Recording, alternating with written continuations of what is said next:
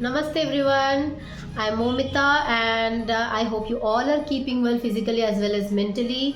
I welcome you all after so long on yet another session on Netaji Subhash Chandra Bose. And today we again have amongst us the very well known and very knowledgeable Sri Anuj Dhar sir joining us today once again for this session. And today we'll be discussing about many other current affairs going on and the news going on Netaji Subhash Chandra Bose, and we'll try to disclose and declassify many of the other things which are going on, and we'll discuss and bring out some more issues and the solutions if possible on today's session. So let us not delay any further and welcome him on board. Is it okay now? Hi sir. Hi, good to see you. Namaste. Same here sir after so long actually तो पिछला जो channel वो unpublish हो गया I don't know why may be कुछ किसी ने like complaint तो नहीं कर दिया किसी ने? हो सकते हैं sir may be like someone has done something so it got unpublished might have however कोई कॉपीराइट स्ट्राइक कोई कुछ मारा है, मेरे भी लोगों ने कॉपीराइट स्ट्राइक मार दी थे करके ट्विटर में कॉपीराइट स्ट्राइक मार दी। बताइए, कभी सर सुना पता जिंदगी नहीं क्या में हो रहा ट्विटर है में कॉपीराइट स्ट्राइक मारना? So much for joining me again I after got so रफली लॉन्ग एन आवर बिकॉज बीच में मेरे घंटी बजेगी, मेरे घर में कोई है नहीं, तो घंटी बजेगी तो मुझे यहाँ से उठ के जाना पड़ेगा। अभी भी वो इसलिए मैं लेट हो गया।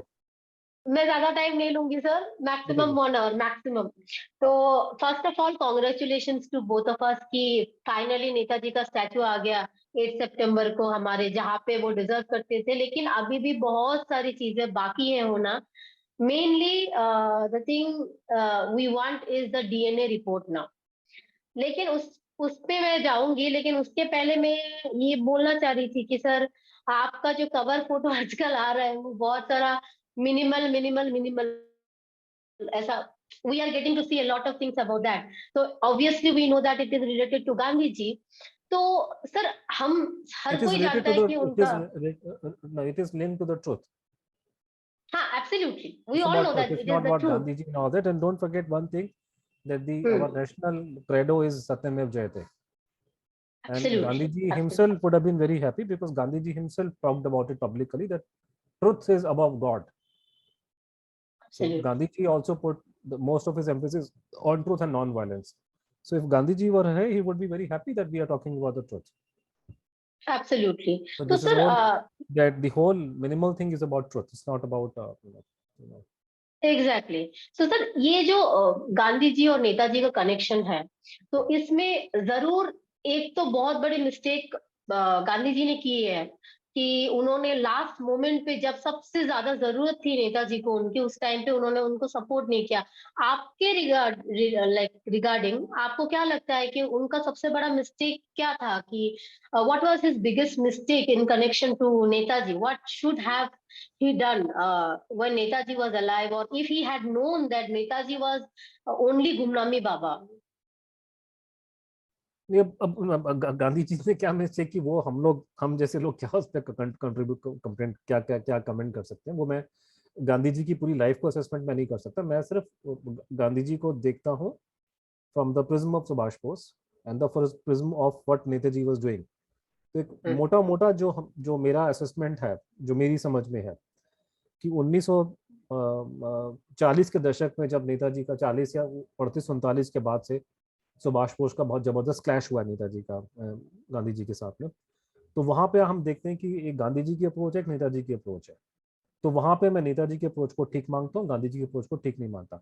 गांधी जी का प्रॉब्लम जो है, अगर अगर आप वो ये है कि गांधी, अगर कोई मुझे ये बोले कि क्योंकि हम अंग्रेजों से लड़ने के काबिल नहीं थे और कंट्री को यूनाइट करने के लिए और इस तरीके से हमको आगे बढ़ना चाहिए था, और ये पूरा का पूरा अहिंसा वाला जो सिस्टम था वो एक स्ट्रेटेजी थी, तो मैं उस एग्रीमेंट में हूँ, दैट एब्सोल्युटली फाइन कि आप जब तक आप शहरों में नहीं लड़ सकते तो आप नॉन वायलेंटली इकट्ठे हो और एक बिल्डअप करो। लेकिन प्रॉब्लम है कि गांधी जी ने इसको बार बार बोला है कि वो ये लड़ाई चाहते ही नहीं, कभी नहीं उनको मारेंगे। तो वहां वो प्रॉब्लम आ रही है, क्योंकि वो उसको एक उन्होंने पूरा एक उन्होंने धर्म बना दिया कि हम तो अहिंसा हम कभी करेंगे नहीं, अंग्रेज को मारेंगे नहीं बिल्कुल भी। तो वो दैट इज वन प्रॉब्लम। दूसरा ये कि एक और चीज जो गांधी जी की प्रॉब्लम क्रिएट कर रही है वो ये है कि वो जब 1939-40 में बहुत क्लियर हो गई, भारत का 1940 41 42 में जब ये पूरा का पूरा ये पूरा आपके सामने पूरा प्ले अप हो रहा था, पूरा सर्कमस्टेंसेस जो सिचुएशन हो रही थी, उसमें नेताजी ऑपरेट कर रहे हैं, गांधी जी ऑपरेट कर रहे हैं। Netaji sole purpose of life was to free India, और भारत का, हिंदुस्तान का, इंडिया का कोर नेशनल इंटरेस्ट उस टाइम पे था आज़ादी प्राप्त करना। लेकिन गांधी जी का जो व्यू था कि उन्होंने बोला है, वो जब वो वायसराय से मिले थे उस टाइम पे, उन्होंने लेकिन ताऊ से मिले थे, तो उन्होंने कहा था कि मेरा जो एम है लाइफ में वो दुनिया में शांति लेकर के आना है। तो बेसिकली जो गांधी भक्तों में और हमारे में जो लड़ाई है वो इसी बात की, गांधी भक्त जो है उनका कैनवस बहुत बड़ा है, वो बेसिकली चाहते हैं दुनिया में शांति लेके आना, वो उनका मेन ध्येय है उनका। हम लोग कहते हैं जी इंडिया फर्स्ट, हमारा बड़ा संकुचित, हम बड़े नैरो माइंडेड किस्म के लोग हैं। तो इसलिए अब क्योंकि ये लोग विश्व शांति की बातें करते हैं तो इनका नाम दुनिया में ज्यादा चलता है, और नेताजी का नाम चलता नहीं। नेताजी तो भैया इंडिया की बात करते हैं। तो ये विश्व शांति का जो जुमला है ये बहुत बिकता है फॉरेन कंट्रीज के अंदर, यूरोप, खासकर यूरोप अमेरिका में। और गांधी भक्तों ने अपना खानदान वैसे सेटल करा रखा है उन कंट्रीज में जाकर के। तो सारी लड़ाई बेसिकली इंडिया फर्स्ट और विश्व शांति के जुमले के बीच में। तो उस कॉन्टेक्स्ट में गांधी जी का जो मेन रीजन नहीं है कि पहले आप अपने आप देश की इंडिपेंडेंस और भारत का आजाद होना, वो हमारा नंबर 1 फोकस था। विश्व शांति हमारा कोई, हमें कोई मतलब नहीं है विश्व शांति। तो हमारे, मेरा मानना है कि आज के दिन भी हमारे को जरूरत नहीं है इसकी। मैं दिल्ली में रहता हूँ, मेरे घर में 24 घंटे पानी नहीं आता अभी, सुबह 2 घंटे पानी आता है, ठीक है जी। तो जिस कंट्री में आप कैपिटल सिटी में 24 घंटे पानी नहीं पहुंचा सकते, और अच्छी जगह पर रहता हूँ मैं, तो विश्व शांति की बात है क्या? क्या क्या आप जुमले सुबह शाम दिए जा रहे हैं बैठ करके आपको? विश्व शांति लाने के लिए बाइडेन साहब बैठे हुए वहां पे। अमेरिका लाएगा विश्व शांति, अमेरिका लाएगा, जर्मनी लाएगा, इंग्लैंड लाएगा, चाइना लेकर आएगा, जिन्होंने ये सारी प्रॉब्लम्स खत्म कर दी है। यहाँ खाने के लाले पड़े हैं शहरों में, और आप चले हैं शांति लाने के लिए दुनिया के अंदर। ऊपर से आपको नोबेल प्राइज आपको नहीं मिलता आप लोगों को। तो ये बेकार की फोकी बात है जिनका कोई मीनिंग नहीं है। बट वही है कि ये यही क्रिटिसिज्म, और क्रिटिसिज्म कुछ और नहीं। और दूसरा ये कि जो सबसे बड़ी बात जो है कि ये जिस फाउंडेशन के बेस पे ये पूरा पूरा का महल खड़ा किया गया है गांधी भक्ति का, वो फाउंडेशन ही गलत है। वो फाउंडेशन हमारे एटली साहब ने गिरा दी इनकी, कि आप उनकी वजह से तो नहीं गए थे, उन्होंने साफ बोल दिया। तो मैं क्यों ना मानूं उसका? मैं एटली से ज्यादा तो किसी को नहीं मालूम ना। एटली तो जिस आदमी ने ही डिसीजन लिया था कि भारत को आजाद करने का डिसीजन, तो एटली ने लिया। वो तो डिसीजन किसी जादवपुर यूनिवर्सिटी के प्रोफेसर ने तो लिया नहीं था। आजकल वो अपने आपको बहुत समझदार समझते हैं कि जेएनयू में है, जादवपुर यूनिवर्सिटी के प्रोफेसर है। तो भारत को आजाद करने का फैसला लेने वाले तो क्लेमेंट एटली, उन्होंने बोला है, ठीक है ना। तो तो सर उसके बाद फिर मैं अलग अलग चीज सुनता हूँ, लोग मुझे बताते हैं अजीब अजीब किस्म की बातें कि साहब वो तो, ये तो हियर से है। अच्छा, तो ये अगर हियर से है तो गांधी जी को जब निकाला था उन्होंने साउथ अफ्रीका में रेलगाड़ी से, तो तुम्हारे चाचा जी वहां पे iPhone 14 लेके खड़े हुए थे क्या? उसकी दिखाओ रिकॉर्डिंग मेरे को। अगर ये तुम हियर से बता रहे हो तो मैं तो सारी बातों की रिकॉर्डिंग मांगूंगा कि मुझे यूट्यूब वीडियो दिखाओ। मैं मानूंगा नहीं। वीडियो दिखाओ, साथ में कोर्ट की गवाही दिखाओ। मैं किसी बात को मानने से मना कर दूंगा। ये कहाँ की बात है? गांधी जी ने बोला कि मुझे निकाला, मैं बात गांधी जी की बात मानता हूँ, पर मुझे उसका एडमिसिबल एविडेंस दीजिए। मुझे एविडेंस क्या उसके, गांधी जी को निकाला है गाड़ी के, आप गाड़ी से क्या आपने रिकॉर्डिंग की थी वीडियो से वहां पे? तो क्या प्रूफ है? और मैं क्यों ना उस बात की, जस्टिस फनी भूषण चक्रवर्ती कोई आनंद बाजार पत्रिका का जर्नलिस्ट नहीं था, जी चीफ जस्टिस था कलकत्ता हाई कोर्ट का। वो क्यों झूठ बोलेगा? तो बोल कर जर्नलिस्ट है कोई क्या? किसी पार्टी का प्रोमोटर है क्या? वो कम्युनिस्ट पार्टी का आदमी था क्या? झूठ बोलेगा बैठ करके? तो फनी भूषण चक्रवर्ती झूठ क्यों बोलेंगे? Sir even you said in like I have seen one of your videos, वहां पे आप बोल रहे हैं कि even justice Mukherjee doesn't believe that the information provided by CFSL is correct. वहां पे जो इलेक्ट्रोफेरोग्राम का रिपोर्ट आया था, the like you are openly giving this allegation that CFSL report जो आया था नेताजी के बारे में वो करेक्ट नहीं है। आप तो इसका पूरा, अभी अगर आप इसका पूरा बैकग्राउंड समझिए। बड़ा सिंप्लीफाई करके मैं आपको केस समझाता हूँ। ये है क्या? जी लोगों ने बेमतलब पे, खासकर वो लोग जिनको केस को समझाना नहीं है, वो उसको भटकाए जा रहे हैं। जी सिंपल स्ट्रेट फॉरवर्ड कहानी है कि 1998 के अंदर कलकत्ता हाई कोर्ट में पिटिशन डाली गई नेताजी की डेथ को लेकर के। पिटिशन को डालने वाले नेताजी के परिवार के लोग नहीं थे। पिटिशन को डालने वाले वो लोग थे जो गुमनामी बाबा के बस में जाया करते थे, ठीक है जी। गुमनामी बाबा के सपोर्टर्स नहीं की वजह से ही बना था आपका खोसला कमीशन। उन्हीं की वजह से बना था मुखर्जी आयोग।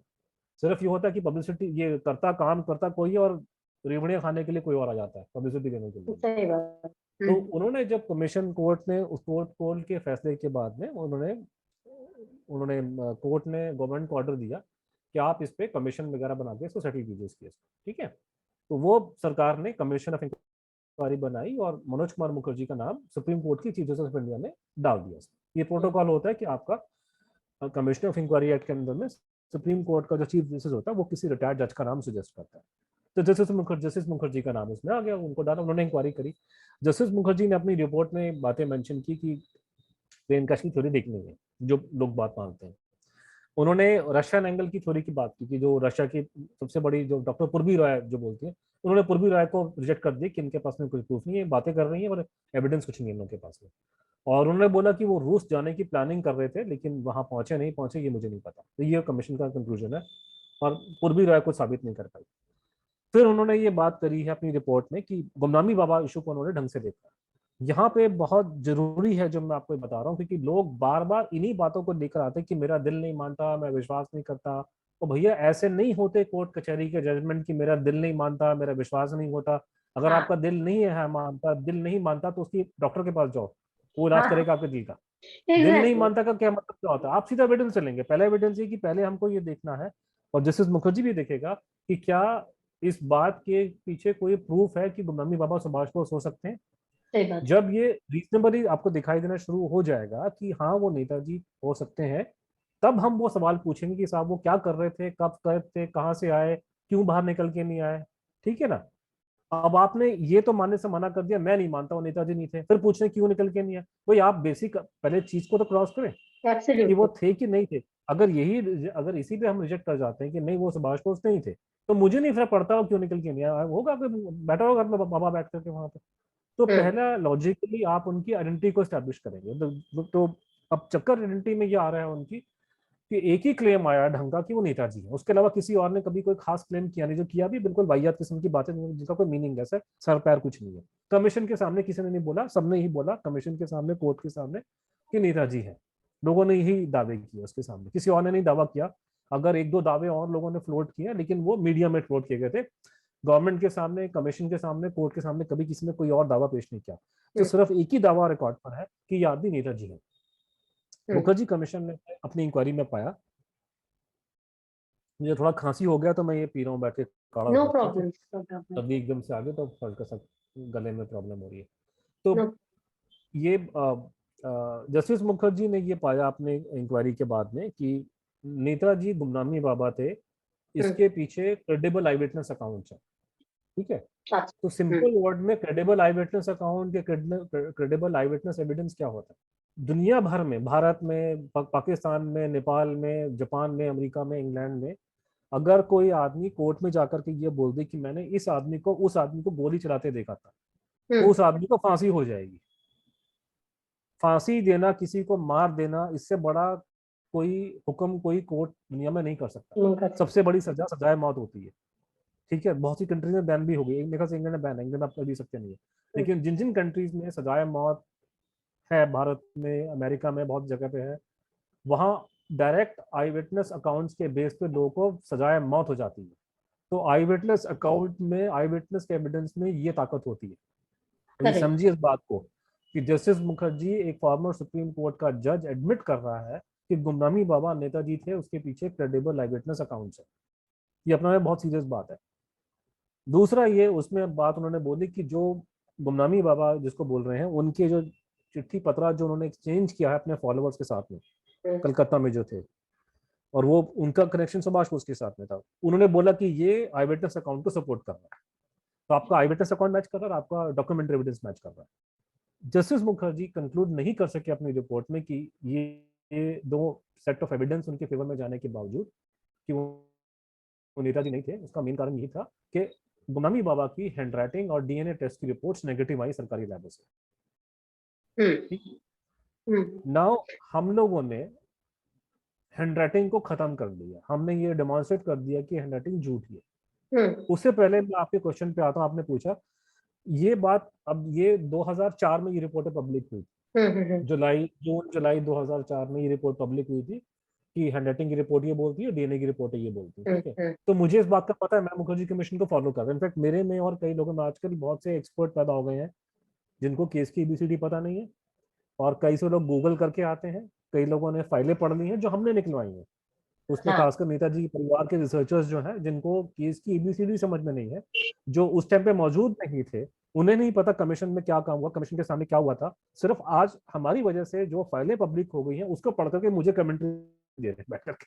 उन्हें पता नहीं कि ये सारा काम मैंने वहां विटनेस किया हुआ है, मुझे पता है क्या हो रहा है, और मेरी अंडरस्टैंडिंग उनसे हम्म, काम करना चाहिए, बिकॉज मैं उस इवेंट को देख चुका हूँ अपनी आंखों से। तो अगर correct। मैं 2004 के बाद से लेकर अभी तक पब्लिकली बोल रहा हूँ कि गुमनामी बाबा नेताजी थे, और ये बात का मुझे 2004 से मालूम है कि डीएनए की रिपोर्ट मैच नहीं कर रही है, तो इतना हम्म, पागल तो मैं नहीं कि सपोर्ट उसके जाने के बावजूद भी कर रहा हूँ। दुनिया में है सही तो बात। मालूम कि डीएनए की वैल्यू क्या होती है, लेकिन क्योंकि मुझे 2004 से ही इस बात का मालूम है कि कमीशन के अंदर जो लोग काम करते थे उन्होंने हमको ये इंडिकेट किया था कि रिपोर्टों में छेड़छाड़ हुई है, गड़बड़ी हुई है, क्योंकि सरकार का विश्वास उन पर नहीं था मुखर्जी कमीशन को। हम्म, सरकार जो है पूरे केस में झूठ सच बोल रही है, तो उसमें नहीं कुछ होगा, ठीक है।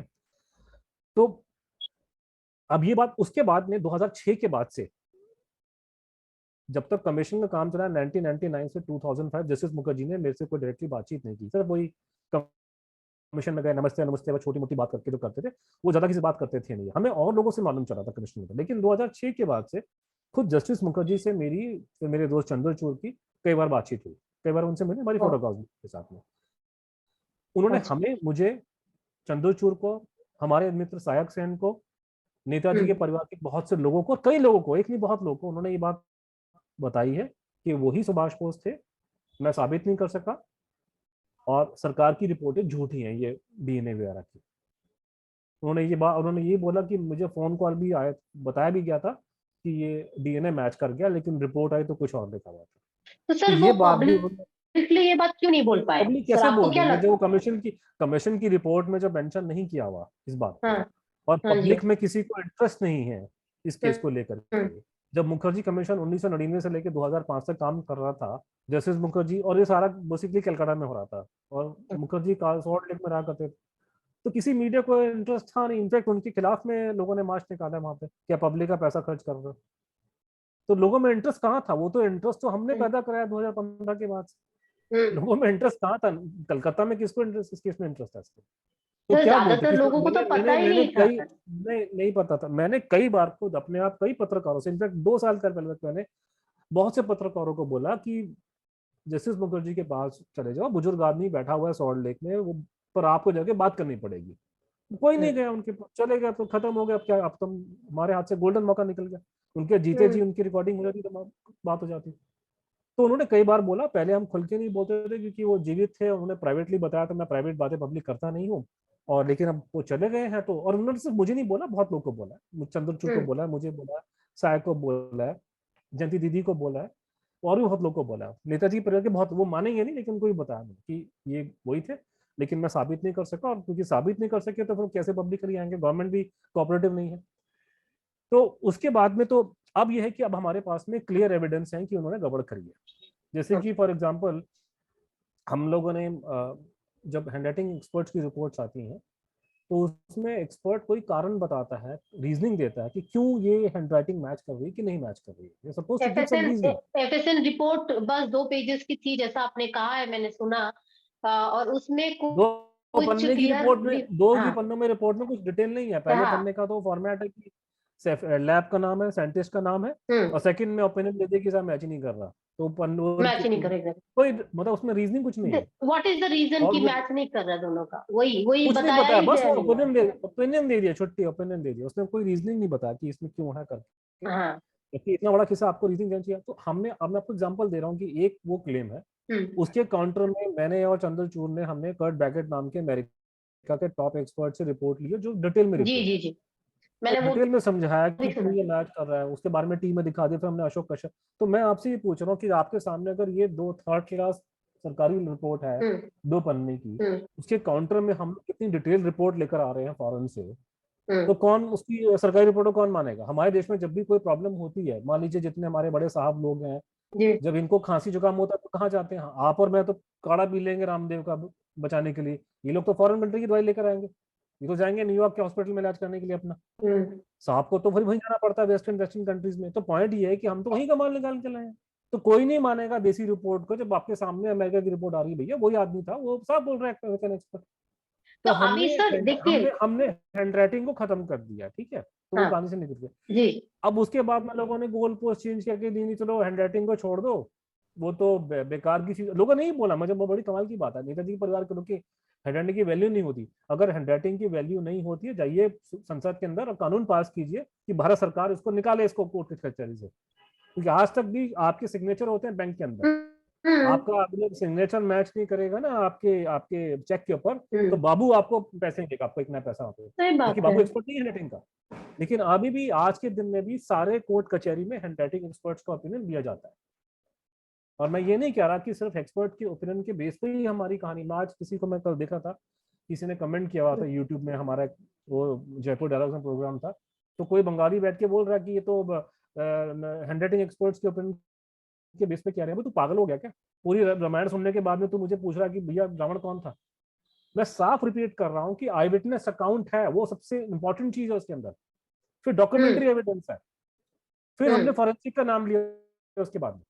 तो बाबा जी। जी क्यों बोले जा रहे हैं कि हम लोग सिर्फ, हमारा ये बोलना कि गुमनामी बाबा नेताजी थे, it is not because of the only because of the handwriting experts opinion, it is for the major reason is the eye witness accounts, I correct. Witness का documentary evidence, then the hmm of course the forensic evidence.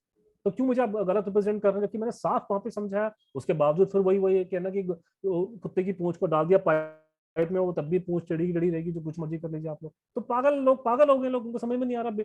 साफ उनको मैं बता रहा हूँ हिंदी में कि भैया आई विटनेस अकाउंट है, पहली वही चीज है। हाँ, जैसे ऐसे कि नहीं हम लोग मैडम जाके किसी, सर, जैसे कि मैडम रीता बनर्जी जी ने भी बोला यही है कि संतोष भट्टाचार्य जी करके कोई जो थे, जो वो गुमनामी बाबा को विजिट भी करते थे पर्सनली, इनफैक्ट उन्होंने भी देखा है, उनसे भी बात किया गया है, संतोष तो there are so Bhattacharya many ji witnesses. was a freedom fighter right. and he was linked to Netaji. अच्छा, ओके। तो ही हाँ वाज नॉट हाँ अ हाँ। रैंडम, कोई कोई कलकत्ता से किसी को पकड़ के लेकर आ गए, ये कोई रैंडम लोग नहीं है। हम्म संतोष बड़ाचार्य जी, पवित्र मोहन रॉय, लीला रॉय, ये कोई ऐसा नहीं कि हम कोई गए कलकत्ता में, एक बार जादवपुर से पकड़ के लिया चार बंदों को और गवाही दे रहा। हम्म मैं वही को रिपीट हम्म कर रहा हूँ, जैसे आपको मैंने पहले बताया था कि हम्म फानी भूषण चक्रवर्ती आनंद बाजार पत्रिका का जर्नलिस्ट नहीं है, वो चीफ जस्टिस था कलकत्ता हाई कोर्ट का।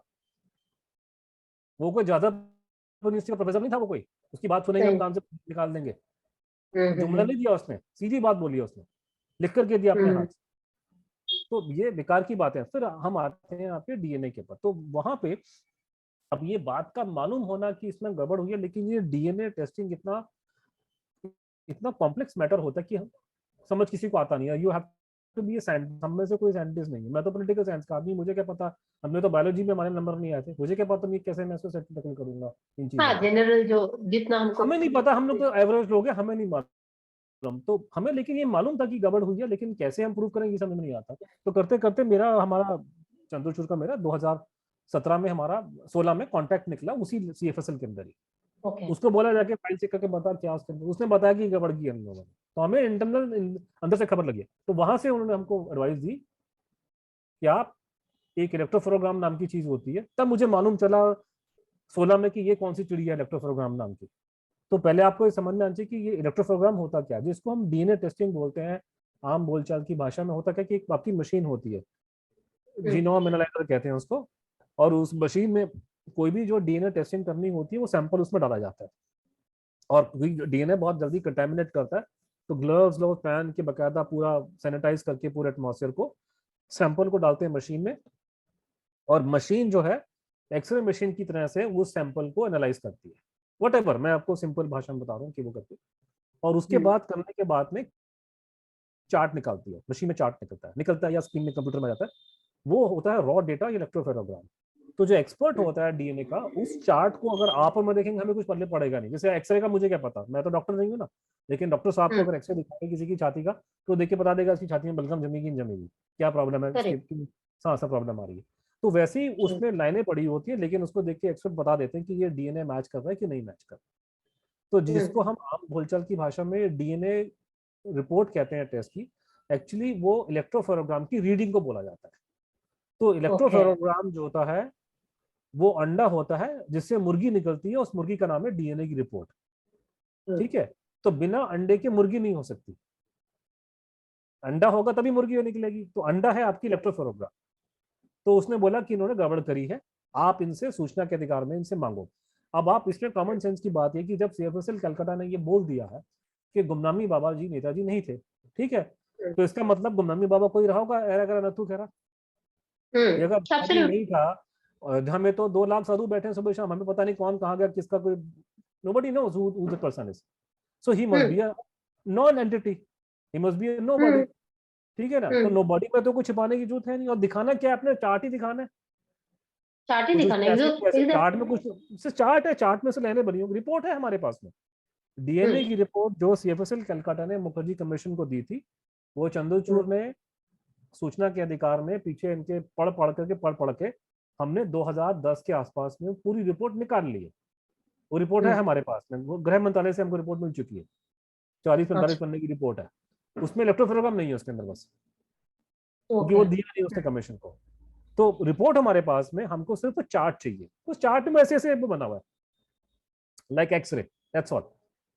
तो इन्होंने हमको, हमने एक एप्लीकेशन पहली फाइल कराई 2017 में, इन्होंने हमको आंसर दिया कि हमारे को थर्ड पार्टी इंफॉर्मेशन है। अरे नहीं देंगे, कॉन्फिडेंशियल है। वो थर्ड पार्टी कौन सी आ गई इसके अंदर? हु इज द थर्ड हाँ पार्टी? थर्ड पार्टी तो गृह मंत्रालय है।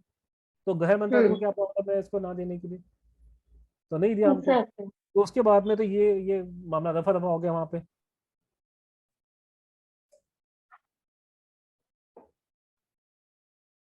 दो 2019 में हमारा दोस्त सायोग सेन, वो बड़ा उस्ताद है ये RTI फाइल करने में, तो सायोग सेन ने पिटीशन फाइल करी सूचना के अधिकार में, यही लेक्चर फॉर्म दीजिए मुझे आप। तो इन्होंने आंसर दिया कि अनअवेलेबल है। अनअवेलेबल तब बोला जाता है जब कोई चीज या तो डिस्ट्रॉय कर दी जाती है या मिसिंग हो जाती है, हाँ। That is why it's called hmm unavailable.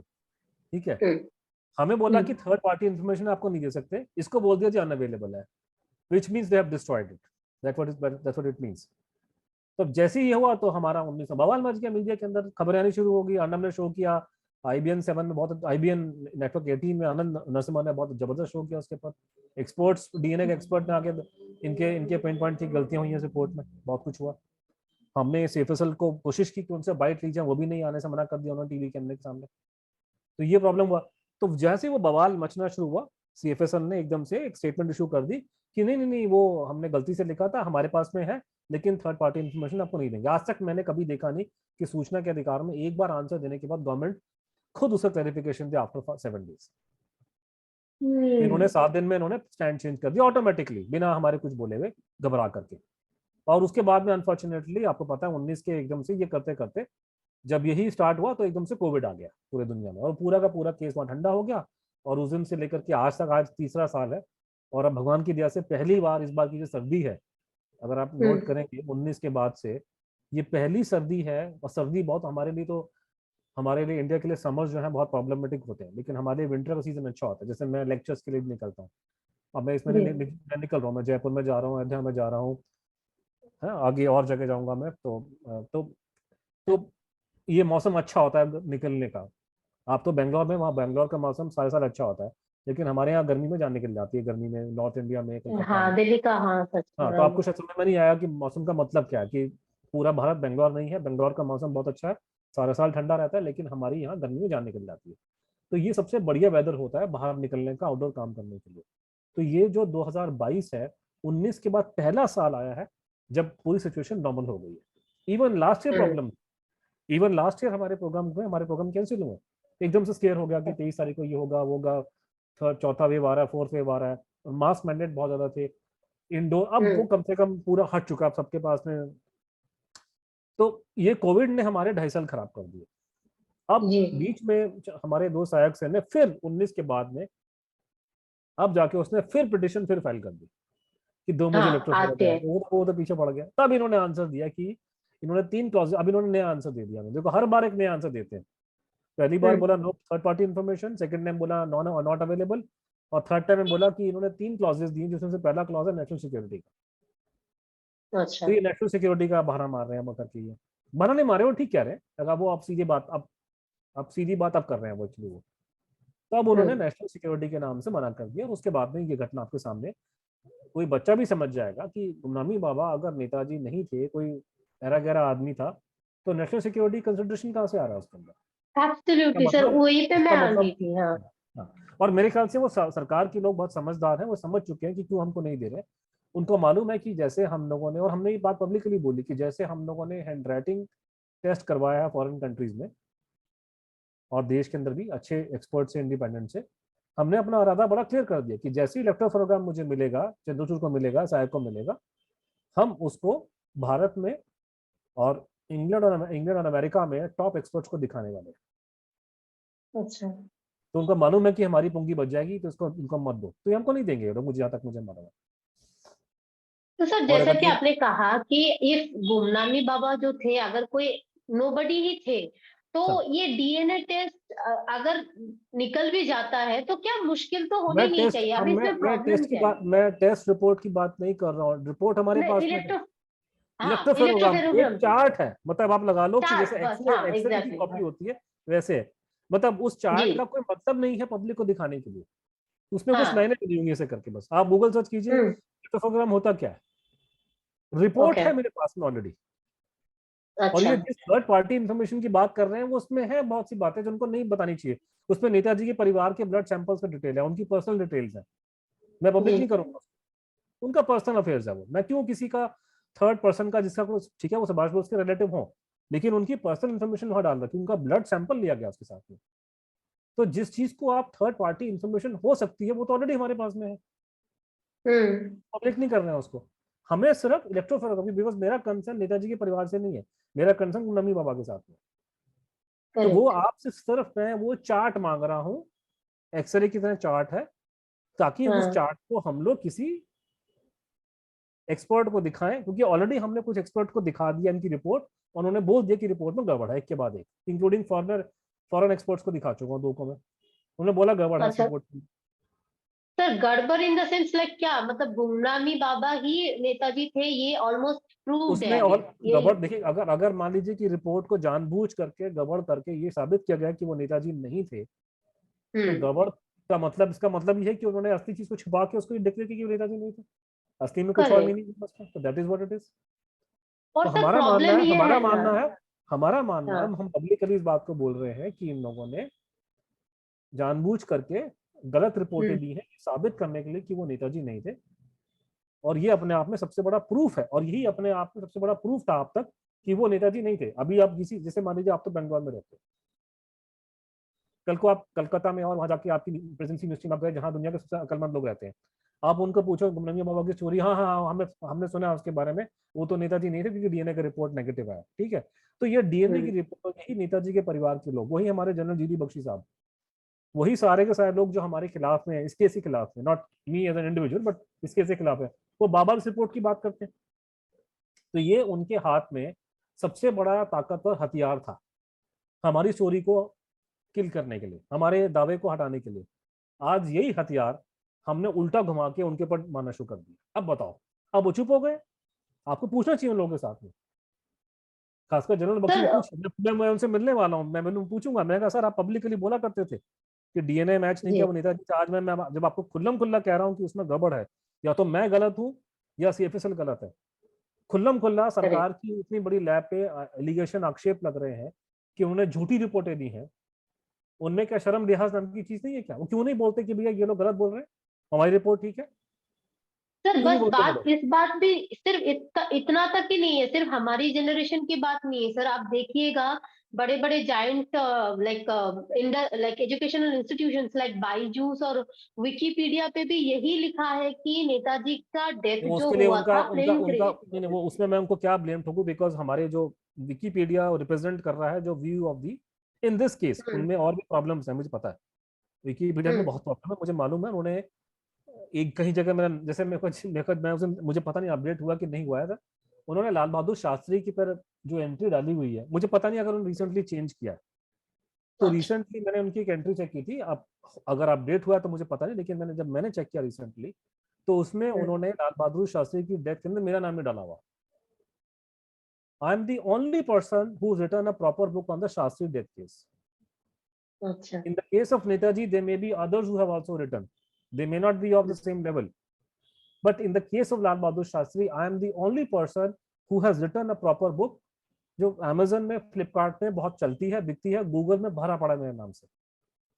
अच्छा। तो विकिपीडिया मुझे नहीं कोट कर रहा, वो कोट कर रहा है एक ऐसे आदमी को जिसने आज से 40 साल पहले कविता लिखी थी, और उस कविता में लिखा था कि सुभाष शास्त्री को मार दिया गया।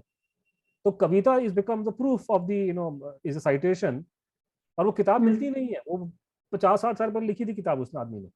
और मैं जो किताब प्रॉपर छाप करके मेरी अमेजन पे जा रही है, मेरे इंटरव्यू आ रहे हैं, स्टोरीज बन रही हैं, मेरा नाम नहीं, तो दिखाई दे रहा है कि बायस वहां पे करके। तो एनी हो, but the problem is different. The problem is कि वो तो सरकार का व्यू भी वो रिफ्लेक्ट कर रहे हैं, और बड़ा अजीब सी, हम्म। मतलब इसमें मुझे याद आ रहा है कि जैसे नेताजी के परिवार के लोग हैं, अब वो बड़े जबरदस्त सपोर्टर हैं सरकार के प्रूफ फेवर में, कि सरकार जो बोल रही है वो ठीक बोल रही है। ठीक है, अब आपने देखा होगा कि बंगाल में, कलकत्ता में बहुत लोग बोलेंगे आपको, जाएंगे आपको, नहीं नहीं नहीं वो तो सरकार की लैब कह रही है, हम सरकार की लैब को मानते हैं, गवर्नमेंट ऑफ इंडिया बोल रही है कि नेताजी की प्लेन में डेथ हो गई है। ये वही लोग हैं जो भारत सरकार को सुबह शाम गाली देते हैं। अदरवाइज सेंट्रल गवर्नमेंट की कितनी बातें बंगाल में मानी जाती है, मुझे बताइए मेरे को। आपने गृह मंत्री का तो हेलीकॉप्टर मोहतम ने दिया नहीं, तुम कहां से बड़े सपोर्टर आ गए सेंट्रल गवर्नमेंट की पॉलिसीज के। ये जो नेताजी का परिवार जो बैठ के बोल रहा है कि ये रिपोर्टें ठीक है, इनके मुंह में ताले पड़ गए थे जब सुप्रीम कोर्ट का ऑर्डर आया था राम टेम्पल वाले इशू में, क्योंकि ये खिलाफ में है उसके। तो सुप्रीम कोर्ट जो बोलेगा वो ठीक नहीं है। आप ये कह रहे हैं कि गवर्नमेंट ठीक है, अगर गवर्नमेंट इसमें ठीक है तो और में ठीक नहीं थी क्या? तो ये पिक एंड चूज नहीं चलेगा। तो ये ऐसे नौटंकी बना के रखी है करके, तो हम लोग, सीधी बात है, ये बड़ा सीरियस मैटर है कि इतनी बड़ी लैब जो ये जो देखिए अभी लास्ट यही है कि आपने बोला है कहीं पे, मैंने सुना था कि DNA is now the last hurdle to prove if Netaji was indeed Gumnami Baba, जिसके बारे में अभी तक हम लोग वही बात कर हर्डल रहे थी, थे। This was the biggest weapon in the hands of people who were opposed to our hmm. Stand. So now this has become our strong biggest weapon, because now they will have to prove that their hmm. reports are correct, because they are saying that the reports are not correct, and that can only hmm. be done by furnishing the electropherogram, which the lab is correct. not doing. Lab is saying it's a national security problem. So then people like General G.D. Bakshi should reflect on this issue. Why there is a national security problem? It's national हाँ तो security sir, because he cannot be a normal person. If he is not a normal person, then he has to be somebody special. Correct, तो country को मालूम जानना चाहिए ना कौन आदमी है वो। सही बात है। हाँ, अगर है ही नहीं वो, अगर गुमनामी बाबा नेताजी है ही नहीं तो बस प्रूफ बस ला दे लोगों के सामने। तो national it should security be Gumnami clear Baba के लिए क्योंकि कहाँ से आ जाएगी? क्योंकि देखिए, प्लीज अंडरस्टैंड कि गुमनामी बाबा कौन थे। एक ही हाँ। क्लेम हुआ है गवर्नमेंट के हम्म। लेवल पे, at the level of courts, कि ही वाज नेताजी। हम्म। जो एक दो लोगों ने अलग प्राइवेट लेवल पे नेताजी की फैमिली को थ्योरी फ्लोट कर दी कि आरएसएस का एजेंट था, वो उनका पर्सनल व्यू है। They have never brought this thing before the notice of any government authority और any court of law whatever. So hmm. Court के सामने या अदरवाइज एक ही केस और मीडिया के सामने एक ही दावा आया कि वो आदमी नेताजी थे। हम्म। जो कहता है आरएसएस का एजेंट है वो निकाल दे, वो ये बोलते हैं आईबी का एजेंट है, तो आईबी का एजेंट है तो तुम्हारी गवर्नमेंट है, निकाल दो रिकॉर्ड्स। सुब्रमण्यम तो स्वामी सर का इसका फ्यूचर क्या है, तो अभी इसका इसका फ्यूचर क्या, इसका where is future it heading future to? कुछ नहीं है। फ्यूचर ये है कि पहली बात तो ये कि ये डिस्कशन जो पूरी जो इलेक्ट्रोफेरोग्राम पे है वो मेन स्ट्रीम मीडिया में नहीं हो पा रही है, क्योंकि हम्म। वो जो फॉर्मेट पे, मतलब मेन स्ट्रीम मीडिया का अपने बहुत फायदे होते हैं, लेकिन अभी फिलहाल हमारे खिलाफ में जा रहा है। वो क्या रहा है, जैसे टिपिकल डिबेट में क्या हो रहा है, 5-6 लोग आ जाते हैं आपके पास हम्म। में, 1 घंटे का टाइम होता है, 15 मिनट के एड्स होते हैं, तो 45 मिनट्स का आपको रन टाइम मिलता है। उसमें से 45 मिनट में से कम 15 मिनट एंकर जो है वो अपनी स्पीच देगा या हम्म। इंटरवेंशन देगा। रह गए आपके आधे घंटे। आधे घंटे में एक आएगा पहले आपका कांग्रेस का प्रवक्ता, फिर एक बीजेपी का प्रवक्ता आएगा, फिर नेताजी के परिवार के सदस्य आ जाएंगे। तो अब ये बड़ी एक पागलपंथी एक हो रही है, खासकर मैं देखा भी कलकत्ता में, खासकर कि जर्नलिस्ट पत्रकार बंधु जाके नेताजी के परिवार के स्पोक्स पर्सन से पूछ रहे हैं कि सीएफएसएल की रिपोर्ट क्या आई है। तो भैया सीएफएसएल ने जो रिपोर्ट दी है उसका सवाल जवाब आप सीएफएसएल से पूछिए। सीएफएसएल का ऑफिस हाँ। कलकत्ता में है, वॉशिंगटन में नहीं है। हाँ। चंद्रा कुमार बोस जो है वो सीएफएसएल का स्पोक्स पर्सन नहीं है। He is a spokesperson of his family, not of CFSL. He has no authority to talk about CFSL. तो वो जाके उससे सवाल पूछते हैं, कहते थे मैं नहीं मानता इसको, और ये उसको रिलेट कर रहे हैं कि मैं नहीं मानता। तू नहीं मानता, तेरे मानने से क्या होता, तू तो सीएफएसएल का आदमी नहीं है ना। यहाँ पूरा मुद्दा एक साइंटिफिक पूरा डेटा बेस्ड है। अभी इसमें उनके ब्रीफ का कोई मतलब नहीं है इसमें कुछ करके। तो वो क्या उनका एम है इशू को घुमाना, he doesn't want the truth to come out, तो वो ये जुमला दे देंगे कि मैं नहीं मानता, और ये मान भी लेते हैं कि बट मैं why want they want the truth to come out, इसमें उनका that is क्या their problem. नुकसान होगा? That will require a separate program कि क्यों नहीं चाहते, obviously अच्छा। उनके फेवर में नहीं है, उनके इंटरेस्ट में नहीं है कि इसको बाहर निकलना, बिकॉज उन्होंने पब्लिक को झूठ बताया, उनको मालूम है यहाँ पे थी, ये लंबी चौड़ी कहानी है। फिर की जो आपके वो लड़ाई शुरू हो जाएगी, बीजेपी वाले जो है वो मुझे उस दिन प्रोग्राम था मैं देखा था इस चैनल में, तो उन्होंने बोला कि मोदी जी ने ये किया, भाई मोदी जी ने ये किया वो किया, वो बहुत अच्छी बात है, हमने खुद तारीफ करी है, मैं खुद फेवर में उसके, लेकिन आज के दिन हाँ। में आप डिस्कशन कर रहे हैं इलेक्ट्रोफेरोग्राम और सीएफएसएल के ऊपर, अभी के दिन में मोदी जी ने क्या किया क्या नहीं किया वो रेलेवेंट नहीं है। आज के दिन में आप ये आंसर दो कि ये सीएफएसएल क्यों नहीं दे रहा, नहीं। फिर वो जो कांग्रेस या टीएमसी वाले हैं उन्होंने अटैक कर दिया कि आरएसएस ने कभी इंडिपेंडेंस में हाथ ही नहीं लिया, यार वो इशू आज के दिन में रेलेवेंट नहीं है। तो हो क्या रहा है कि पूरी 45 मिनट की जो डिबेट है उसमें गिनती के 7 मिनट मिले थे उन लोगों को जो ढंग की बात कर रहे थे, बाकी लोगों ने ये सारा केस जिन्होंने उलझा दिया, वो करने ही आए थे वो लोग वहां पे, उनका काम ही है कि इशू को भटकाओ। तो अभी इसका फ्यूचर यही है कि आप इसको सोशल मीडिया में, मेन स्ट्रीम में, जैसे आपकी मेरी बातचीत हो रही है, मैं और लोगों से बातचीत कर रहा हूँ, कि हम लोग सोशल मीडिया में अवेयरनेस क्रिएट करें। और ये लोगों को समझ में आ गया, जिसने भी वो सीएफएसएल की अगर एक स्टोरी ढंग की एक पोस्ट भी पढ़ ली फेसबुक में, वो समझ जाएगा इसके अंदर झोला, इतना लोगों में, सबको इंटेलिजेंस लोगों के पास में, कॉमन सेंस की बात है सर। कॉमन सेंस है, मीडिया में नहीं जाएगा ठीक है, लेकिन वो कम से कम ये कि जैसे बंगाल में पेपर में छप गया सारे प्रिंट में, तो लोगों को समझ में आ गया कि गड़बड़ है। तो हमारे को ये मानना है कि ये जो अभी जो सहायक सेन ने जो आखिरी बार की जो आरटीआई जो ये वाली जो फाइल करी है, इसको ये हमारा केस पहले से काफी स्ट्रांग, कम से कम पब्लिक के माइंड में हो गया। प्रूफ का तो ना कि प्रूफ हम लोग कब कर पाए क्या कर पाए वो हमारे हाथ में नहीं, हम लोग तो सिर्फ एफर्ट कर सकते हैं, कब क्या होगा मुझे पता नहीं है, लेकिन मेरा मानना ये है कि भारत सरकार की सारी बातों को पब्लिक नहीं मानती है। जैसे कि सरकार का ये दावा है कि हम अंग्रेज जो थे इस देश में अहिंसा की वजह से छोड़ के भाग गए थे, जनता इसको नहीं मानती। मुझे पता नहीं आपके वहां लोग क्या बोलते हैं, बंगाल में क्या बोलते हैं, कम से कम दिल्ली में कोई नहीं मानता इस बात को, सबको मालूम है कि अहिंसा से कुछ नहीं होता भैया, ये जुमला है, इसका कोई मतलब नहीं है। तो ऐसी वो शोशेबाजी दिखाने की बात थी, और साहब लोगों ने अपने बच्चे सेट करने थे विलायत में, इंग्लैंड अमेरिका में, तो उन्होंने ये अंग्रेजों को अच्छा दिखाने के लिए ये जुमले छोड़ दिए उड़ा करके जी। तो ये उसी तरीके से सरकार ये बोलती है कि नेताजी की प्लेन क्रैश में डेथ हो गई है, लेकिन पब्लिक उसको नहीं मानती है। मेरा मानना है कि हमारी अवेयरनेस जैसे बढ़ती जा रही है, बढ़ते बढ़ते बढ़ते वो समय आने वाला है कि सरकार जो बोलना बोलती रहे, पब्लिक इस बात को कन्विंस हो जाएगी कि सुभाष बोस भारत में ही थे और यही अयोध्या में साधु वेश में रहे, जिनको लोग गुमनानी बाबा कहते हैं। तो पब्लिक में अवेयरनेस बढ़ता जा रहा है। सर पब्लिक में अवेयरनेस तो बढ़ रहा है, जैसे कि हम लोग जो फॉलो कर रहे हैं उनको पता चल रहा है, लेकिन ऐसे भी कुछ लोग हैं जो शायद इस बारे में ज्यादा पढ़ते ही नहीं। जैसे कि मैं अगर स्टूडेंट्स की देखिए बात 100% रेटिंग तो भगवान हाई राम की स्कूल भी पे नहीं थी है। उनके टाइम पे ना, 100% नहीं रेटिंग तो भगवान राम की भी नहीं थी उनके टाइम, वो कहीं नहीं होगा, वो कभी नहीं होगा। नहीं, देखिए लेकिन ये 100 लोगों चेंज में होना चाहिए ना सर, जैसे जो भी इंफॉर्मेशन नैरेटिव चेंज तब है। होगा, नैरेटिव चेंज तब होगा या तो सरकार, सेंट्रल गवर्नमेंट या स्टेट गवर्नमेंट, या फिर एक बहुत बड़ा तबका इस पूरे केस सही के है, पीछे में खड़ा हो जाए। अब वो नहीं हो रहा, लेकिन पब्लिक में वही। अवेयरनेस है, पब्लिक में अवेयरनेस है, बढ़ती जा रही है। लोगों को मालूम है कि ये केस था, पहले तो लोग इसको डिस्कस ही नहीं करते थे, अब तो कम से कम हाँ पूरा आजकल तो कर रहे हैं, हमने डिस्कशन कर रहे मेन स्ट्रीम कर दिया, पूरी गुमनामी फिल्म बन गई, हिट हो गई, सब कुछ हो गया। अब तो हैं। अब तो ये है कि उसमें फर्क पड़ रहा है।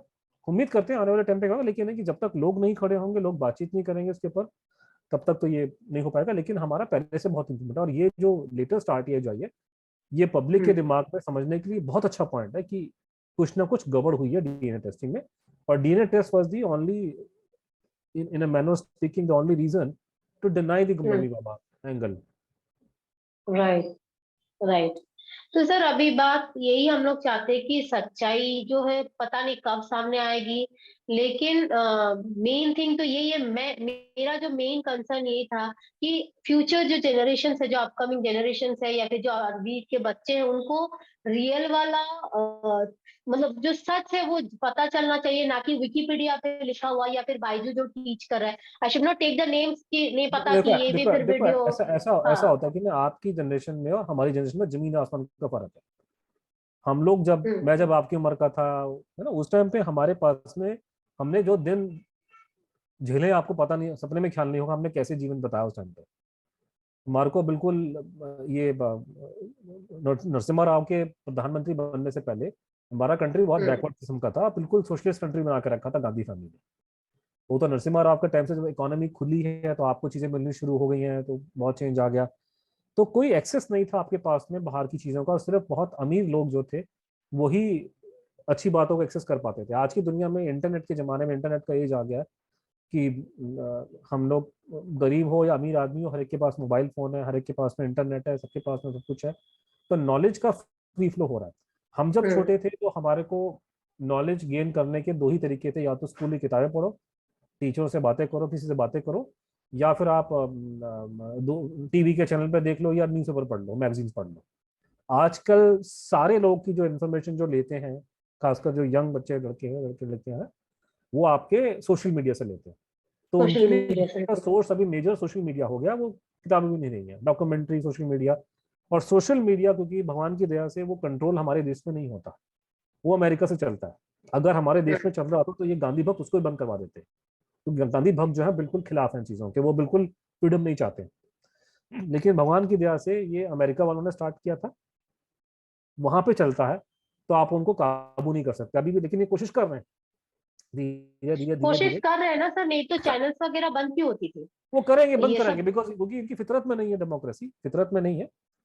तो ये चाहते हैं कि इनको इनको मिर्ची लग रही है, तो ये बंद करवाएंगे, बिकॉज हम लोग का पूरा डेमोक्रेसी हमारे खून में नहीं है हम लोग के। क्योंकि ये जो हम्म। इंटरनेट और ये सब जो टूल हैं, ये एक फर्स्ट वर्ल्ड कंट्रीज के बने हुए हैं, अमेरिका में बने हुए हैं। तो ये यूरोप अमेरिकन के लिए, उनके लिए बना था ये टूल करके। अब उस टूल को आपने यहाँ डाल दिया, हम है थर्ड वर्ल्ड कंट्री, तो प्रॉब्लम तो होगी यहाँ हम्म। पे। कभी सुना आपने अमेरिका में व्हाट्सएप के ऊपर लड़ाई हो गई कि मेल मैसेज आ गया उल्टा सीधा? तो क्योंकि उनको पता है हम्म। कैसे हैंडल करना है, बिकॉज उनके वहाँ ये चीज डेवलप हुई है टेक्नोलॉजी करके। हमको तो बैठे सही। बैठा ऊपर से मिल गया, बैठे बैठा उन्होंने बना दिया, हम लोग के हाथ में फोन आ गए। तो अब जो है कि आज की जनरेशन के सामने, आज के लोगों के सामने इंफॉर्मेशन गैदर करने के बहुत तरीके हैं। सोशल मीडिया से लोग इंफॉर्मेशन लेते हैं हम्म। और सोशल मीडिया से जो जो जो चीज दी जाती है उसमें सबसे बड़ी जो एडवांटेज ये है कि सेंसरशिप नहीं। तो ये वहां हम लोग अपनी बात कह रहे हैं, मैं आपसे बात अपनी खुल के बोल रहा हूँ। मेरा ये इंटरव्यू कभी दूरदर्शन पे नहीं होगा, मेरे दोस्त हैं वहाँ पे दूरदर्शन पे बाय द वे, लेकिन होने के हम्म। बावजूद मैं कभी वहाँ इंटरव्यू में मुझे बोलने देगा नहीं, याद है, चाहे वो पर्सनली मुझसे एग्री करें मेरे दोस्त। क्योंकि सिस्टम हम्म। अलाउ नहीं करता है बात हो कि आप खुल्लम खुल्ला गवर्नमेंट को क्रिटिसाइज नहीं कर सकते। तो मुझे जरूरत नहीं, मैं आगे सोशल मीडिया में आ रहा हूँ। वहां मुझे जो बोलना है कि जब तक सोशल मीडिया का कंट्रोल अमेरिका में है, तब तक आप फ्रीडी खुली बातें कर सकते हैं। ये बात ध्यान रखिएगा, जिस दिन ये कंट्रोल गांधी भक्तों के हाथ में आ गया, गांधी भक्त आपको मुझे बोलने नहीं देंगे। करेक्ट। करेक्ट बात है। तो सर फाइनली अभी सोशल मीडिया के बारे में ही लास्ट मेरा जो क्वेश्चन रहेगा यही रहेगा कि हम जो हेड कर रहे हैं टुवर्ड्स मतलब गुमनामी बाबा का जो ये है, जो फैक्ट जो सामने आ रहा है, अल्टीमेटली सामने आ जाए, और अल्टीमेटली जो हमारे सोशल मीडिया पे जो जो जिसको मानते हैं बच्चे या फिर जो भी, मतलब जनरली हम लोग क्या करते हैं, जैसे कि हम लोग बहुत कम लोग हैं जो कि कुछ जाके गूगल पे सर्च करके बहुत ज्यादा रिसर्च करके निकालेंगे। ज्यादातर क्या आता है, कुछ भी सर्च करेंगे तो विकिपीडिया वगैरह ये ज्यादा आता है। तो बस वहां पे सच सामने आ जाए, मैं तो यही चाहूंगी। देखो उसमें एंड भी फर्क पड़ा है लास्ट। उनका। पहले उसमें पहले विकीपीडिया में गुमनामी बाबा को उन्होंने बिल्कुल साइलेंट कर रखा था, लेकिन मैंने शायद कुछ दिन पहले चेक किया तो उन्होंने ये हैंडराइटिंग एक्सपर्ट की बात डाल दी है, डालनी पड़ी उनको। उनको अच्छा। डालना पड़ा कि डीएनए में प्रॉब्लम आई है, तो वो डाला, तो वो हम्म। चेंज आ रहा है। और दूसरा ये कि देखो, 100 में से 100 लोगों को इन चीजों में इंटरेस्ट ना कभी था ना कभी होगा। हम्म। ये कोई क्रिकेट का मैच तो है नहीं कि सबके सब लोग, पूरी दुनिया पागल हो जाएगी उसके पीछे। ये कोई फिल्म का गाना तो है नहीं कि सब सुनेंगे बैठ करके। तो ये आपको हम्म। हमेशा से ये याद रखना पड़ेगा कि ये जो इस तरह की बातें होती हैं, जो फ्रीडम फाइटर्स के बारे में होती हैं, हम्म। इसमें 8-10% लोगों को ही इंटरेस्ट होगा, बाकी लोगों को इसमें इंटरेस्ट कभी ना पहले था ना बाद में होगा। क्योंकि उनको तो सारा अभी। इंटरेस्ट क्रिकेट के मैचों में और फिल्म एक्टर्स के अंदर ही उनका उनका इसमें इंटरेस्ट नहीं है इन चीजों में। तो जी। 100 में से तो 100 लोग सर। कभी इसको फॉलो नहीं करेंगे, लेकिन अगर 10% लोग भी देख लेते हैं तो भी बहुत है हमारे लिए। हमारी उतनी, हमें पता है हमारी हैसियत, हमारी औकात उससे ऊपर जाने की नहीं है। आप जो मर्जी पापड़ बेल लो, जनता 100 में से 100 लोगों को इसमें इंटरेस्ट कभी पैदा नहीं होगा, क्योंकि जनता हम्म। का इंटरेस्ट जो होता है वो क्रिकेट के मैचों में और फिल्मों में ज्यादा होता है। एक बहुत बड़ा गलत बात बोली जाती है इस देश में, बार बार रिपीट लोग करते रहते हैं कि हमारे प्रधानमंत्री बोलते रहते हैं कि 100 करोड़ जनता ने आजादी की लड़ाई लड़ी थी। अरे 100 करोड़ ने लड़ाई ली होती तो अंग्रेज हमारे 1805 में भाग जाते हैं यहाँ से छोड़ करके। अरे मुश्किल से हम्म। 1% लोगों ने लड़ाई नहीं लड़ी है। हाँ हाँ, जो किसी ये है 99% लोगों को पॉपुलेशन कोई है। फर्क नहीं पड़ता देश में कौन राज कर रहा है, चाहे अंग्रेज आए, चाहे मुगल आए, चाहे पठान आए, चाहे कोई भी आए। उनको सच अपनी है रोटी सर। घर से मतलब है, भैया मेरे को रोटी मिलनी चाहिए, दुनिया जाए भाड़ में। हम्म। इतना ही हम्म, हमारे में अगर इतना ही जज्बा होता देशभक्ति का, तो हम लोग 2000 साल से लड़ाइयाँ नहीं हार रहे होते। सही बात है। ये जुमलेबाजी है, कोई एब्सोल्युटली। को इंटरेस्ट नहीं, सिर्फ 1% लोगों ने लड़ाई लड़ी है, उनकी वजह से हम लोग इंडिपेंडेंट हुआ, बाकी लोगों को कोई उसमें इंटरेस्ट नहीं था। तो वही बात है कि जी। आप जो कहते हो कि कभी भी ये फ्रीडम फाइटर्स के बारे में जो कहानियां वो क्रिकेट के मैचों के बराबर फेमस नहीं होंगी, क्योंकि जनता जनार्दन को फिल्मों में और क्रिकेट मैचों में ज्यादा इंटरेस्ट है, रहेगा आगे भी। लेकिन अगर वो 1-2%, 5%, 10% को भी अगर हम लोग कन्विंस कर सके, हमारा काम हो जाएगा। सही बात है सर। तो आज यहीं पे समाप्त करते हैं आज का programme. Thank you so much, इतना सारा इन्फॉर्मेशन हम लोगों को मिला, और आशा करती हूँ कि सर फिर से एक बार होगा, क्योंकि बहुत टाइम बाद हुआ हमारा ये सेकेंड सेशन। मैं आशा करती हूँ आप फिर से ज्वाइन करेंगे कुछ और इंटरेस्टिंग फैक्ट्स के साथ में रिगार्डिंग नेताजी। और लास्ट यही बात करना चाहती हूँ कि अभी जो आरटीआई फाइल किया है शायोब्जा ने, तो उसका क्या है, कुछ एडवांसमेंट हुआ है या फिर क्या क्या किस स्टेज पे है वो? अगली लास्ट बार क्वेश्चन। अगली बार बात करेंगे, अभी अभी अंदर की बात मैं बाहर नहीं बोलूंगा अभी। कुछ जरूर निकलेगा पता जरूर। चल तो जाएगा आपको। हाँ, करेंगे, जी हम लोग फालतू नहीं बैठे, हम लोग भी अपनी तलवारें जो है, अपनी छुरियां तेज कर रहे हैं। अब छुरी तेज जी, होगी तो हम चढ़ा देंगे, हम लोग भी चुपचाप से नहीं बैठे हुए। सही बात है। हम लोग कोशिश ठीक है सर, करेंगे, थैंक। बाकी हमारी किस्मत है, हम कोशिश करेंगे कि इसको थोड़ा जी जितना ले जा सकते हैं उतना ले जाएंगे आगे। पूरा तो ले जाना मुश्किल है, कि वो कोर्ट कचहरी वाला रूट मुझे लगता नहीं कि हमारे पास हमारे पास में इतना पैसा नहीं है, और उसके बावजूद हम्म, सरकार उसको ओवरटर्न कर देती है। तो वो है कि हम जहां तक पॉसिबल होगा, हम लोग कोशिश कर रहे हैं, इतना मैं बोल सकता हूँ कि कुछ ना कुछ होगा, उस पर डेवलपमेंट होगा। जरूर जरूर sir. I hope for the best और ट्रूथ सामने आए, बस सत्यमेव जयते, यही मेन हम लोगों का मोटिव है। Thank you so much sir, please join कीजिएगा मुझे again. Thank you so much for joining me. जय हिंद। Thank you.